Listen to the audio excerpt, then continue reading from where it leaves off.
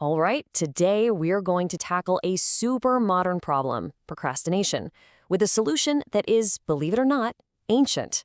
We're going to break down a 7-day experiment that uses the mindset of a Roman emperor to absolutely crush that feeling of putting things off.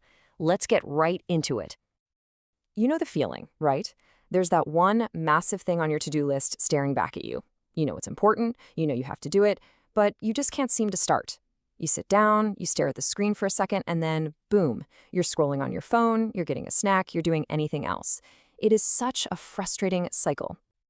Let's be real, procrastination is the ultimate enemy of ambition. It's this invisible wall that pops up between you and your biggest goals. So, to figure out how to tear down that wall, this experiment turned to one of the most disciplined minds in all of history. Yep, we're going all the way back to ancient Rome. The entire strategy comes from the private journal of the philosopher king himself, Marcus Aurelius. The stuff he wrote, his meditations, wasn't for us. It was his personal playbook for building mental strength. So this isn't some trendy life hack. This is wisdom that has stood the test of time. So what was this secret weapon? What was the big secret? Well, it's not some crazy, complicated system. It's actually a really simple but totally profound mental shift. It all comes down to a single question he'd ask himself before starting any tough job. And that question is the foundation for this whole 7-day challenge. This is it, the big question. Is this action necessary? Now, for an emperor, necessary meant something that served the common good. For us, we can translate that to, is this essential for reaching my goals?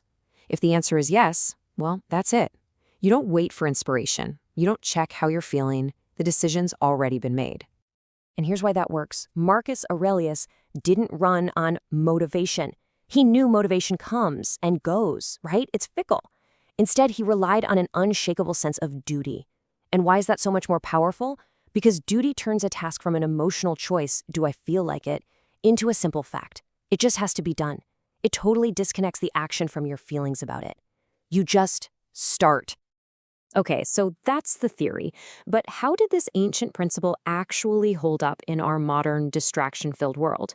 Well, the first couple of days were a real battle, putting this whole Stoic mindset up against some pretty ingrained old habits.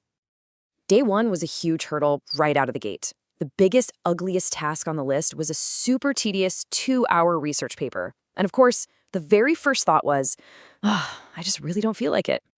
But that's where the Stoic approach just cuts that whole internal negotiation right off.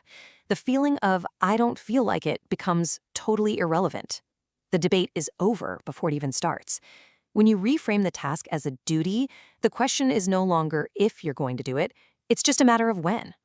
Now, to make this practical, the experiment used a little ritual called morning contemplation.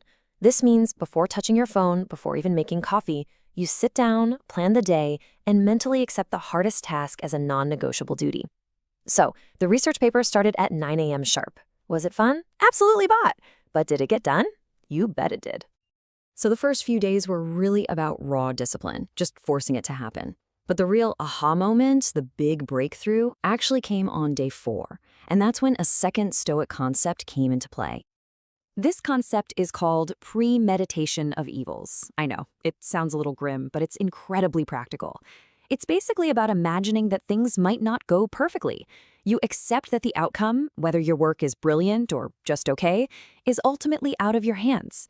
The only thing you can truly control is your effort. So on day 4, the big task was recording a video segment, but there was a massive creative block. By using this idea, by just accepting, hey, this video might turn out to be terrible, all that pressure to be perfect just vanished. The focus shifted from the outcome to just the act of doing. And the result? The task was finished in literally half the expected time. Now, once you start consistently conquering your most important tasks, something really interesting happens. It has this unexpected side effect. You get this newfound, crystal clear clarity about everything else on your plate. See, the discipline it takes to tackle your main duty first, it gives you the authority to be absolutely ruthless with the rest of your time. Think about it. An emperor's time was precious, and so is yours. So if a task doesn't directly contribute to your main goals, you just have to eliminate it. In practice, this meant cutting out all those little low-value tasks that just drain your energy. Things like meaningless scrolling on social media, running non-essential errands that could wait, and agonizing over tiny, pointless decisions that really don't matter in the long run. It just clears the decks for what's actually important. After the full 7 days, the biggest change wasn't just a longer completed to-do list. It was this fundamental shift in mindset. The reliance on that fleeting feeling of motivation was totally replaced by a constant internal commitment. Starting didn't feel like an emotional decision anymore. It just became automatic. So, how can you actually start using this? Well, you don't have to go all in on a 7-day challenge right away. We can actually distill this whole experiment down into a super simple, actionable plan that you can start using today, right now. It's just 3 simple steps. First, look at your list and identify your single, hardest, most important task for the day. Second, take a moment to mentally accept it as your non-negotiable duty. And third, set a fixed time to start, and when that time hits, you just start. No second guessing, no waiting for inspiration to strike. And to put it all into perspective, just remember, Marcus Aurelius was using these same exact techniques while managing wars, plagues, and all the pressure of ruling the entire Roman Empire. So if this framework worked for him under that kind of stress, it can definitely work for you and me. So I'll just leave you with this one question to think about. Look at the day ahead of you. What is the one task that, if you got it done, would make the biggest difference? What is the one task you are going to treat as your duty today?